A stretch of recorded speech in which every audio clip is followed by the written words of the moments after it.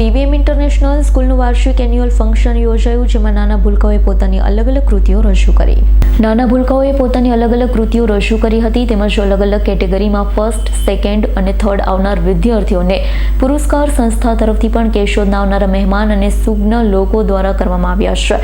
અતિથિ તરીકે કેશોદ ધારાસભ્ય દેવા માલમ તેમજ નગરપાલિકા પ્રમુખ અને કેશોદના પ્રથમ નાગરિક એવા મેહુલ ગોંડલિયા તેમજ સંસ્થાના મુખ્ય મહેમાન અને ટ્રસ્ટી ડોક્ટર સીડી લાડાણી સાહેબ મગનભાઈ તેમજ બેચરભાઈ, સંસ્થાના પ્રમુખ જયેશભાઈ લાડાણી, પીવીએમ ઇન્ટરનેશનલના પ્રિન્સિપલ તેમજ અન્ય સંસ્થાનો સ્ટાફ તેમજ બાળકો અને તેમના વાલીઓ ઉપસ્થિત રહી કાર્યક્રમને રંગીન બનાવ્યો.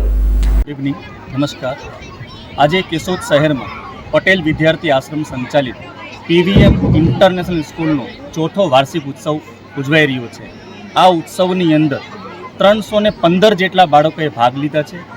આ ઉત્સવની અંદર બધા જ બાળકોને પ્રોત્સાહન મળે એના અનુસંધાને જે લોકો ડિસ્ટ્રિક્ટ લેવલના એચીવર્સ છે, આ ઉત્સવની અંદર જે લોકો એકેડેમિક ટોપર્સ છે અને ખાસ કરીને આખા ગુજરાતભરની અંદર જેટલા પણ થાય છે એકેડેમિક એચિવમેન્ટ, એની અંદર અમારા બાળકોને સ્ટેજ ઉપર બોલાવીને અમે એને વધાવીએ છીએ.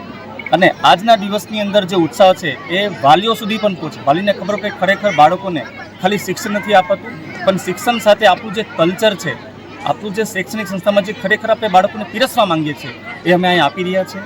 છેલ્લા 5 વર્ષથી સક્સેસફુલ પીવીએમ સ્કૂલ ચાલી રહ્યો છે અને કેશોદ શહેર અને કેશોદના આજુબાજુના વિસ્તારમાંથી પણ વાલીઓ બધા આવે છે.